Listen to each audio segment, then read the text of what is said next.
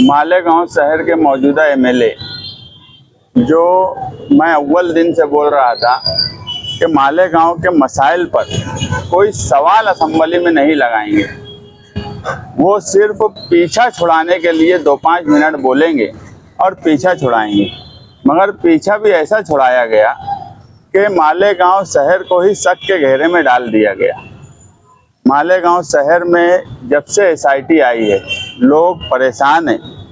Minority defence committee उनकी हर तरीके से मदद कर रही है, मगर सरकार का इतना दबाव है, सरकार का डिपार्टमेंट पर, पुलिस डिपार्टमेंट पर इतना दबाव है कि आज तक एसआईटी के मामले में छावनी पुलिस स्टेशन में जितनी भी एफआईआर हुई है उस पर एसआईटी ने या छावनी पुलिस स्टेशन ने या मालेगांव पुलिस महकमे ने एक भी प्रेस कॉन्फ्रेंस नहीं ली है कि उन्होंने एफआईआर किस लिए दाखिल की है।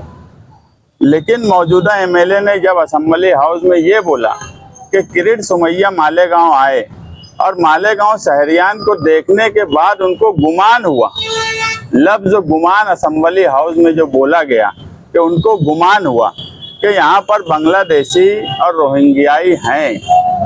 गुमान होने का मतलब यह है कि क्या हमारे चेहरे पर लिखा है कि हम बांग्लादेशी हैं? सारे शहर को पता है, पूरे महाराष्ट्र को पता है, मैं कहता हूँ पूरे मुल्क को पता है कि मालेगांव शहर के साथ जो रवैया अपनाया जा रहा है वो सोची समझी साजिश है। कोई गुमान नहीं है, ना यहाँ किसी के चेहरे पे लिखा है कि वो बांग्लादेशी है और न यहाँ पर एक भी बांग्लादेशी निकलने वाला है, ये भी हमको पता है। सिर्फ मकसद ये है कि मुसलमानों को परेशान किया जाए। और जब वो सवाल कर रहे थे, क्वेश्चन तो था नहीं, मगर सरकार से अगर वो ये पूछते कि अभी तक की इंक्वायरी में आप बताओ कितने बांग्लादेशी निकले, तो सरकार अगर वहाँ जवाब देती तो उस बात को कहीं ना कहीं दूसरे कोर्ट में या दूसरे मामलात में उसकी मदद हो सकती थी। मगर उन्होंने सरकार से कोई बात नहीं पूछी, सिर्फ सरकार की चापलूसी की। बजट पर बोल रहे थे, जिस तरह बिल्ली की नीयत हमेशा छिछड़े में होती है, उसी तरह मौजूदा एमएलए की नीयत भी छिछड़े में थी। वजीर मालियात अजीत दादा पवार की तो ऐसी तारीफ कर रहे थे कि फरिश्ते उतर के आने वाले हैं उनके लिए। इस तरह की तारीफ सरकार में कर रहे थे, जिन्हें मौजूदा एमएलए को बजट का ओ बो को ABCD नहीं समझता, जिनकी बजट पे कोई स्टडी नहीं थी। अभी तक माइनॉरिटीज़ का जितना फंड दिया जाता है माइनॉरिटीज़ को, इस मर्तबा बजट में 130 करोड़ सिर्फ माइनॉरिटीज़ का बजट पकड़ा गया। इससे पहले 1000 करोड़ पकड़ा जाता था, पिछली बार 500 करोड़ से ज़्यादा पकड़ा गया। तो इन सब बातों को बोलने के बजाय वो अजीत पवार की चापलूसी में फरिश्ते उतारने की बात कर रहे थे।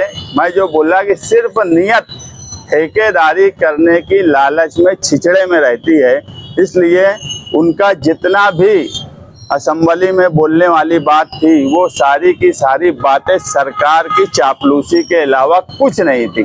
मालेगांव शहरियान के लिए कोई नुमाइंदगी होती है तो सवाल लगाया जाता। जिस तरह प्याज पर सवाल लगाया गया, उस तरह एसआईटी के मामले में मौजूदा एमएलए ने सवाल क्यों नहीं लगाया? ये शहरियान को सोचने का सवाल है। सिर्फ आम जबान में, उनकी ही जबान में आंख छुड़ा लेना, जिसको वो बोलते हैं कि आंख छुड़ा लेना, उन्होंने आंख छुड़ाने के अलावा कोई नुमाइंदगी नहीं की। बुनकरों के ताल्लुक से उनके पास कोई मालूमात नहीं, बुनकरों की नुमाइंदगी का सिर्फ भरम भरते हैं। एक केस MERC में महावितरण ने केस नंबर 217/2024 में दाखिल किया। उसमें उन्होंने बिजली का दाम बढ़ाने की बात बोली। 28 फरवरी 2025 को नासिक में उस पर हेयरिंग हुई और किसी भी पावर महावितरण की हेयरिंग पर जो रिप्रेजेंटेटिव होते हैं वो या तो MP होंगी पब्लिक की तरफ से, या MLA होगा या MLC होगा। हमें तो MLC से कोई लेना देना नहीं, मगर ना मौजूदा MP 28 फरवरी 2025 को बुनकरों के लिए नासिक में हाजिर थी, ना मौजूदा MLA जो बुनकरों की नुमाइंदगी का हर वक्त भरम भरते हैं वो भी हाजिर नहीं थे। ना ही उन्होंने ये सवाल वहाँ पूछा कि बजट में जो सब्सिडी इससे पहले दी गई रईस शेख के स्टडी ग्रुप बनाने के बाद, तो वो सहूलत आज कायम है कि नहीं है। अगर बजट पर बोल रहे थे तो बजट बुक पढ़ना चाहिए था, उसके जो डाटा थे डाटा के साथ बात रखना चाहिए थी, मगर उन्होंने ना कोई डाटा रखा ना उस पर बात की। स्टडी ग्रुप जो बना था, अगर वो स्टडी ग्रुप की भी स्टडी कर लिए होते तो कम से कम वहाँ पर ये बात बोले होते कि स्टडी ग्रुप में उस वक्त चंद्रकांत दादा पाटिल ने जो सहूलत दी थी 1 रुपये की और 75 पैसे की, इसके अलावा भी स्टडी ग्रुप ने कई डिमांड की थी। उन डिमांड पर अगर वो कोई बात बोलते बुनकरों के लिए, तो मैं मानता कि वो बुनकरों की स्टडी करके बात कर रहे हैं।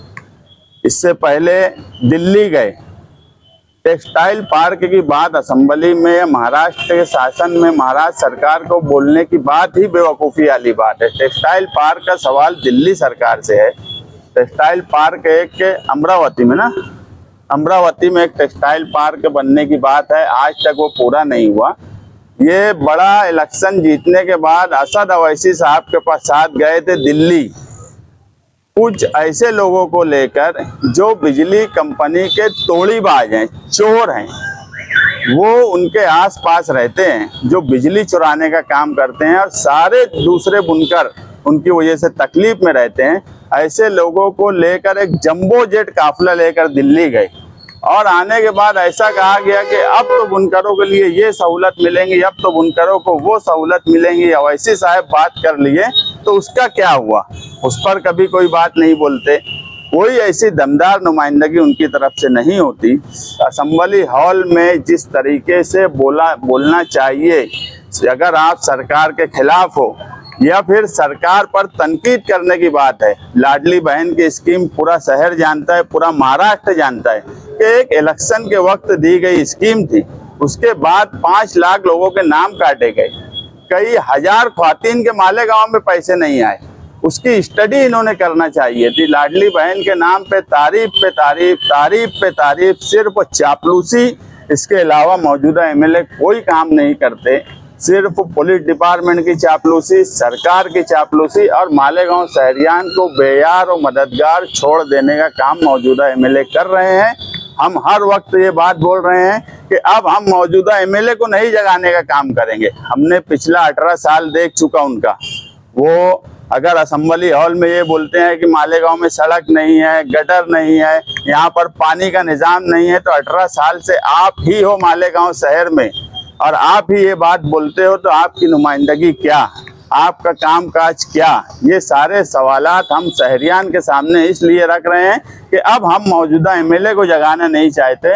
मालेगांव शहर की आम आवाम जो कभी बिरादरी के नाम पर, कभी मजहबी चोले के नाम पर बेवकूफ़ बन जाती है, उनको जगाने की ज़रूरत हमको महसूस होती है और हम हर वक्त मालेगांव शहरियान को जगाने की कोशिश करेंगे और ये काम करते रहेंगे।